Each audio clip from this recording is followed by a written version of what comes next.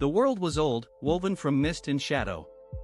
Before the sun knew its path, before the rivers found their course, there were whispers. Whispers of spirits dwelling in the wild places, guardians of the forests and fields. Among them, the Kitsune, foxes of immense power and cunning. This is the tale of Inari, the fox who would become a god. A time of shifting balance, of reverence and fear. Kenji, a young hunter, lived a simple life, respecting the spirits of the mountains. His village relied on the bounty of the forest, and he offered prayers for a plentiful hunt. He knew the legends of the Kitsune, tales of trickery and wisdom. He'd heard stories of foxes appearing as humans, of blessings and curses bestowed upon those who dared to cross them. He hoped to earn favor. The shrine was old, its stones worn smooth by countless hands. A stone fox, its eyes inlaid with jade, stood sentinel. It was a place of quiet contemplation, a meeting point between the mortal world and the spirit realm. People came here seeking guidance, offering gratitude, and hoping for protection. The Kitsune were not to be trifled with. A ripple in the air, a flash of orange, and then, it was there. Not a creature of flesh and blood, but a being of pure energy, a fox with 9 shimmering tails. Its eyes held ancient wisdom, and a subtle smile played on its lips. Kenji froze, fear battling with awe. This was no ordinary animal. The balance shifts, hunter, the fox's voice echoed in Kenji's mind. The old ways fade. A new path lies before you, one of power and responsibility. The words were not commands, but a prophecy, a hint of the destiny that awaited him. Kenji struggled to understand. Kenji knelt, offering a silent prayer. He understood instinctively that this was a being of immense power, and respect was the only appropriate response. He offered his unwavering loyalty, a pledge to uphold the balance and protect the sacred places. He felt a strange sense of connection, a kinship with this ethereal being. The fox spirit lowered its head, placing a small amulet in Kenji's outstretched hand. It pulsed with a warm, golden light. "This will guide you," the voice echoed. "It will amplify your connection to the spirit world. Use it wisely." Kenji felt a surge of energy flow through him. Kenji looked at the amulet, its warmth spreading through his fingers. He understood now. This was not just a gift, but a burden, a responsibility. He was chosen, destined to be a bridge between the mortal and spirit realms. A path laid out before him, shrouded in mystery. Kenji turned and walked away from the shrine, the forest seeming different now, alive with unseen energies. He carried the weight of the fox's words, the power of the amulet, and the knowledge that his life had irrevocably changed. The path ahead was uncertain, but he was ready to face it. And so began the rise of Inari. The Kitsune, once hidden in the shadows, began to emerge, their influence spreading throughout the land. They were revered, feared, and worshipped as protectors of the harvest, guardians of the forests, and bringers of prosperity. A new era was dawning, an era where the line between the human and spirit worlds blurred. The village of Hikari thrived, unaware of the subtle shifts occurring around them. Inari's influence manifested in unusually bountiful harvests, but also in unsettling dreams and whispers of ancient spirits stirring within the woods. Kenji, now a reluctant guardian, felt the growing unease, a prickling sensation on his skin that intensified with each passing day. He knew the balance was fragile. The villagers celebrated the prosperity, oblivious to the price that might be demanded. He sought answers from Old Man Toru, the village elder. Old Man Toru, his face etched with the wisdom of ages, listened intently to Kenji's concerns. He revealed fragmented tales of Inari's past, of pacts made and broken, of the spirit's fickle nature. The amulet, Toru explained, was a key, but a key that could unlock both salvation and destruction. He warned Kenji of a shadowy figure, a former guardian consumed by ambition, who sought to control the spirits for personal power. This individual, known only as Korwa, was a looming threat. Korwa, once a respected guardian, had fallen prey to the lure of forbidden knowledge. He believed the spirit's power could be harnessed, weaponized. His experiments had twisted his heart, turning him into a ruthless manipulator. He dispatched shadowy servants to gather information, to locate the amulet and its wielder. Kenji was now a target, a pawn in Korwa's dangerous game. The forest itself seemed to darken in Korwa's presence. Kenji dedicated himself to mastering the skills needed to protect himself and the village. He trained relentlessly, honing his swordsmanship, learning to channel the amulet's energy. He practiced under the watchful eyes of a silent, watchful raven, a familiar spirit drawn to the amulet's power. He understood the gravity of his task, the immense responsibility he now carried. The forest was his training ground. Following clues gleaned from Toru's scrolls, Kenji ventured into a forgotten cave deep within the forest. The air hummed with ancient energy, a palpable sense of power. He deciphered cryptic symbols, revealing a hidden chamber where the spirits of past guardians resided. They offered guidance, warnings, and a glimpse of Korwa's dark intentions. The cave felt alive, pulsating with unseen forces. A spectral vision unfolded before Kenji, a desperate battle between a previous guardian and a figure mirroring Korwa. The vision depicted a catastrophic event, a surge of uncontrolled spirit energy that nearly destroyed the village. The guardian sacrificed himself to contain the chaos, a grim reminder of the stakes involved. Kenji understood the true cost of failure. The weight of history settled heavily upon him. Korwa's agents found Kenji. A shadowy servant, wielding dark magic, ambushed him in the moonlit forest. The servant's attacks were swift and brutal, testing Kenji's skills and resolve. He fought with a desperate ferocity, utilizing the amulet's power to deflect the dark energy. The encounter served as a stark warning: Korwa was closing in. The servant retreated, promising a future confrontation. Kenji returned to Hikari, his face grim, sharing the knowledge he'd gained with Toru. He revealed Korwa's plans and the impending danger. Toru, though saddened, remained resolute. He knew the village needed to prepare, not with weapons, but with spiritual defenses. He began to gather the villagers, preparing them for the coming storm. Hope flickered amidst the encroaching darkness. Under Toru's guidance, the villagers performed a ritual, a plea to the spirits for protection. They offered prayers, songs, and gifts, seeking to strengthen the barrier between the mortal and spirit realms. The air thrummed with collective energy, a display of unity and faith. But Kenji knew it wouldn't be enough. Korwa's power was immense. He felt a growing urgency.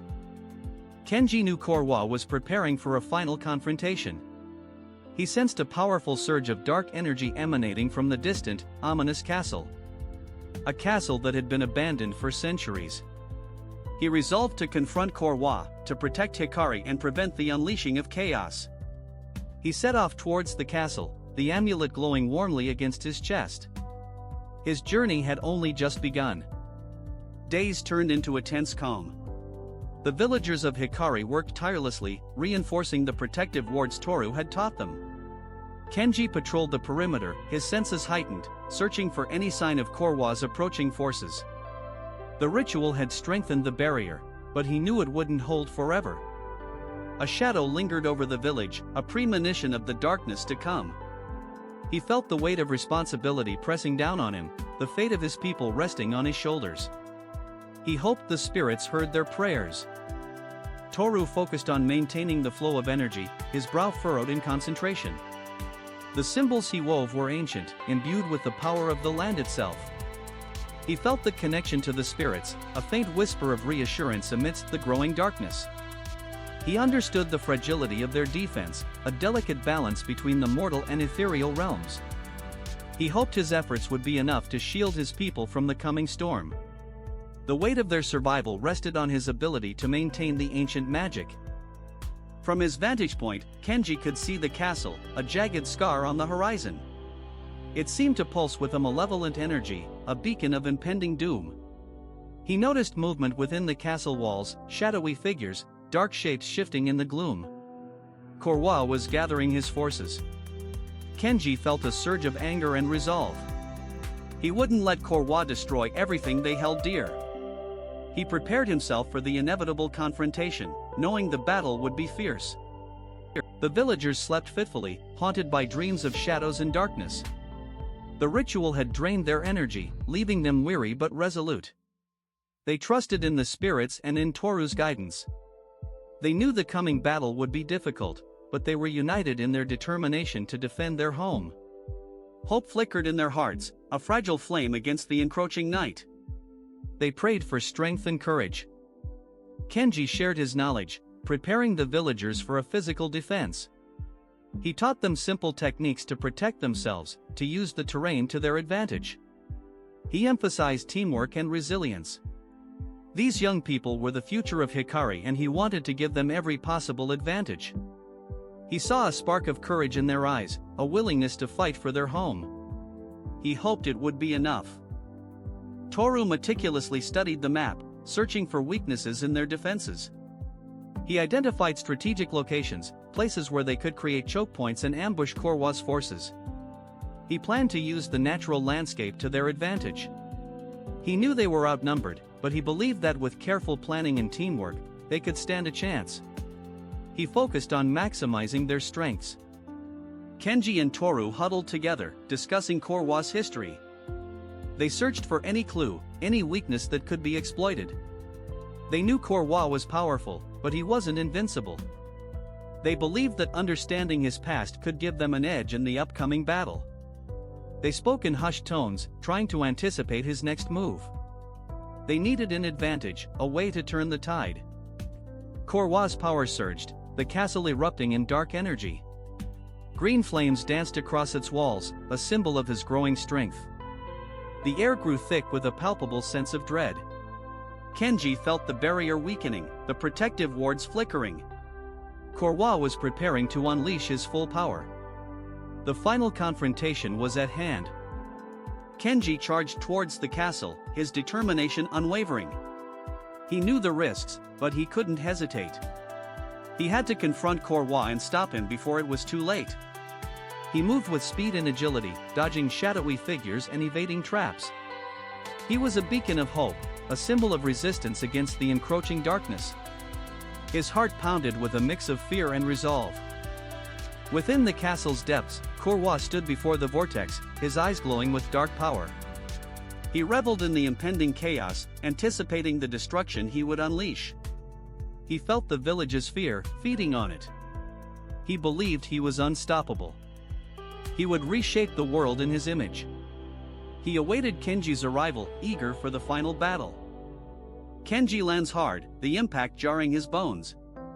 Shadows writhe around him, whispering promises of power. He scans the courtyard, a desolate expanse of broken statues and twisted metal. The air smells of ozone and decay. He knows Korwa is close, the source of this oppressive energy. A chilling laugh echoes from within the castle's main hall. He tightens his grip on his weapon, preparing for the inevitable confrontation. His resolve is tested, but his purpose remains clear. He must reach Korwa and sever the connection to the vortex. Korwa's face contorts in a cruel smile. His eyes, pools of endless night, fix on the distant village. Dark tendrils erupt from his fingertips, snaking outwards like hungry vines. They reach for the homes, the lives, the very essence of the people he intends to consume. A wave of despair washes over the village, a silent scream of terror. Korwa revels in their fear, drawing strength from their suffering. He is a master of darkness, and he intends to unleash its full fury. Kenji engages the shadows, a whirlwind of motion against the encroaching darkness. Each strike is calculated, each parry precise. The shadowy figures are relentless, their forms shifting and reforming, making them difficult to target. He unleashes a flurry of attacks, his weapon a blur of silver. The shadows dissipate with each blow, but more keep coming, an endless tide of darkness determined to stop him. He pushes forward, fueled by the hope of the villagers. A fleeting image of Kenji's mentor, a wise old warrior, standing in a sunlit clearing. The mentor's hand guides Kenji's, teaching him to channel his inner light. The darkness is a powerful force, Kenji, the mentor says, but the light within you is stronger. The memory provides a moment of solace, a reminder of his purpose. He closes his eyes, drawing strength from the memory of his mentor's words. Kenji faces a towering guardian, a monstrous amalgamation of shadow and ancient stone. The creature's eyes glow with malevolent intent. It attacks with brutal force, its massive fists crashing down with earth-shattering power. Kenji dodges and weaves, narrowly avoiding the creature's attacks. He realizes that brute force alone won't be enough. He needs to find a weakness, a chink in the creature's armor. Korwa's laughter echoes through the castle, a chilling symphony of madness. The vortex expands, a swirling abyss of darkness that devours homes and dreams. Buildings crumble, and the very ground trembles. The air grows colder, and the shadows deepen. He is losing himself in the power, becoming one with the darkness. He feels invincible, a god of destruction. The screams of the villagers fuel his power, driving him further down a path of darkness. Kenji unleashes a surge of light energy, a brilliant burst that momentarily blinds the guardian. The creature stumbles, its shadow form flickering. He seizes the opportunity, launching a precise attack that strikes at a vulnerable point in its armor. The guardian roars in pain, its form weakening. Kenji presses his advantage, exploiting the opening he has created. Kenji navigates the castle's labyrinthine corridors, each turn revealing new challenges. Traps sprung to life, shadowy illusions tested his resolve. He fought with unwavering determination, pushing past exhaustion and despair. The castle seemed to fight back, testing his spirit at every step. He knew he was getting closer to Korwa. Korwa unleashes a devastating wave of dark energy, a torrent of shadows and malice. Kenji raises his shield, deflecting the attack with a burst of his own power. The force of the impact sends him staggering backwards. The darkness is overwhelming, threatening to consume him. He must find a way to break through Korwa's defenses. Kenji bursts into the main hall, the air thick with dark energy. Korwa stands before the vortex, bathed in its eerie glow. The vortex pulses with power, feeding on the village's despair. Korwa turns, his eyes locking with Kenji's. A silent challenge hangs in the air, a battle between light and darkness about to begin. The fate of the village rests on this moment. The air crackles with opposing forces. Kenji focuses, drawing upon the village's lingering hope, a faint warmth against the encroaching cold. He understands now, Korwa isn't just feeding on despair, he is despair, a manifestation of the village's forgotten sorrows. A desperate surge of energy flows through Kenji, not to destroy, but to purify. He channels the collective resilience, the echoes of laughter and love, into a concentrated beam of light. It strikes Korwa, not with force, but with truth. The darkness recoils, his form flickering. The vortex begins to shrink, the oppressive energy dissipating. As the vortex collapses, Korwa's shadowy form unravels, revealing a weary, sorrowful man. The darkness that consumed him recedes, leaving behind a shell of regret. He looks at Kenji, a flicker of understanding in his eyes. The villagers step forward, their fear replaced with cautious curiosity. They recognize a trace of the man they once knew, a kind soul lost to grief. Kenji lowers his shield, the light dimming. He approaches Korwa slowly, offering a hand, not in judgment, but in compassion. "It's over," Kenji says, his voice calm. "You are free." Korwa accepts the hand, his grip trembling. The village breathes again. The villagers embrace Korwa, their forgiveness a balm to his tormented spirit. Kenji helps him stand, supporting his weight. A wave of gratitude washes over them, a collective sigh of relief. The sun breaks through the clouds, illuminating the village in a golden light. The castle, no longer a symbol of dread, seems to soften, its stones glowing with a newfound peace. Life slowly returns to the village, laughter echoing through the streets.